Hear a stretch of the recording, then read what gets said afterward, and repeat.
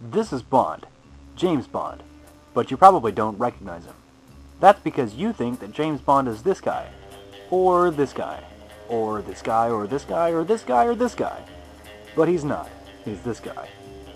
This is the James Bond that Ian Fleming created. Fleming isn't a throat infection, but he did smoke a lot. A lot. In 1953, Fleming, a former World War II British naval intelligence officer, published his first novel about a spy who foils the plans of a Soviet strong-arm by beating him in a game of Baccarat. Fleming got the name of the character from a book about birds written by a guy who happened to have a very boring name. James Bond was envisioned as an anonymous blunt instrument wielded by a government department.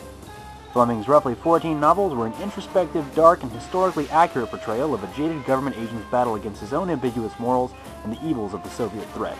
Fortunately, Hollywood fat cats like Albert Broccoli realized that Americans aren't fans of deep content and realism, and therefore would find any movie based on Fleming's novels incredibly boring. So in order to come up with scripts that the public would enjoy, he bought the books, tore out the pages, threw them in a blender, used the shreds of paper as bedding for animal sacrifices, and put them back in. Now, James Bond has watches with laser beams, watches with grappling hooks, rings that take pictures, shoes with poison darts, glasses with x-ray vision, and a pen that can kill a guy. Rather than remain faithful to a series of books that had a social significance in a particular context, Eon Productions knew that in order to keep audiences interested and investors invested, they would have to consistently present a Bond to them that was always living in the modern world. As a result, every year he gets a new car, every 10 years he gets a new face, and he will never ever die. Twice. This is a pair of jeans. Jean fabric was created in 15th century Italy and used by sailors to make pants that they could either wear wet or dry for shore leave or swabbing the deck. In 1853, Levi Strauss started selling jeans to California gold diggers so that they would have something durable and long-lasting to wear while they were being crushed to death by giant falling rocks. Levi also added a zipper to the design, a device which nobody to date has figured out how to use. During World War II, jeans were mostly worn by low-wage factory workers, but when the 1950s rolled around, they were adopted as a rebellious fashion statement by a culture of mildly nonconformist youth. In order to quell the mediocre uprising, jeans were for a short time forbidden in public school classrooms and upscale restaurants. During the 1960s, jeans became more acceptable. By the 1970s, they were standard. In the 1980s, mandatory. For unknown reasons, jean sales through the 1990s dropped significantly, but the end of the millennium saw a rebirth for multitudes of manufacturers. Now, jeans aren't just jeans, they're acid jeans, glitter jeans, loose-fitting jeans, tight-fitting jeans, low-rise jeans, high-rise jeans, pre-torn jeans, jean jacket jeans, and so many other types of jeans that you'll wind up asking yourself, why did I spend all my money on jeans, and then you drown yourself in a toilet. James Bond would never wear jeans. These are video games. This is a video game 27 years ago. This is a video game now. Video game consoles have been around since the analog-digital Magnavox Odyssey hit stores in 1971. Unfortunately, everyone who looked directly at the box went in epileptic shock, and the sales of the Odyssey were less than satisfactory. Magnavox got its money back over the next couple of years by suing the makers of Pong. Console designers eventually discovered that it was possible to create games based on things other than tennis, and by 1983 had produced so many of them that there were more video games than anyone really wanted to play, and the industry totally collapsed. This left the door open for the Japanese, who fortunately had a solution. Since then, video games have changed considerably. It used to be that you and your best friend could go head-to-head, while your loser kid brother had to sit on the sidelines and watch. But now you can get online and play against millions of your best friends and their loser kid brothers all at the same time. It used to be that pop culture inspired video games. Now, it's the video games that influence pop culture.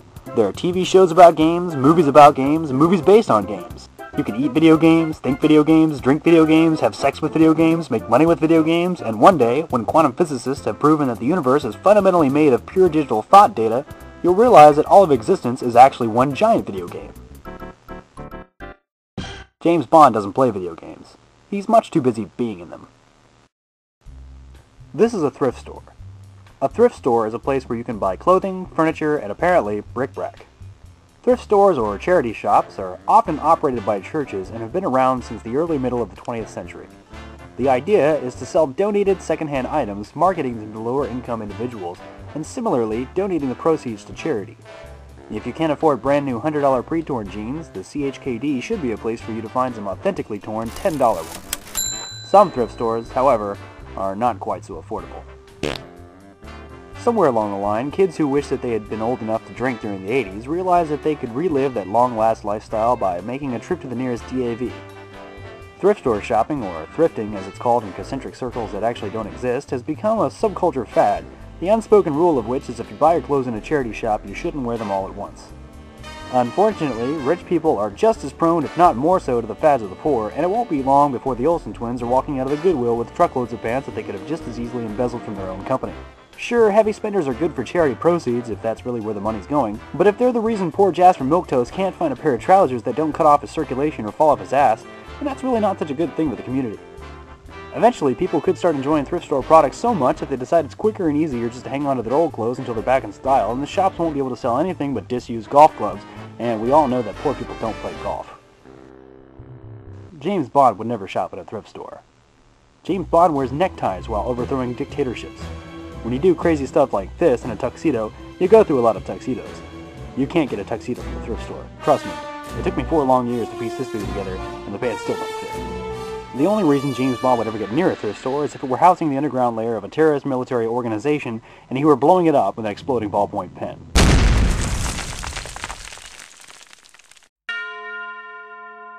This is religion.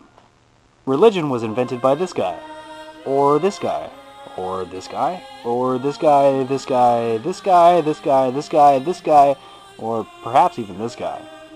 One of the great things about religions is that there's so many of them. If you live in America, you're free to pick whatever one you want. You could probably pick them all.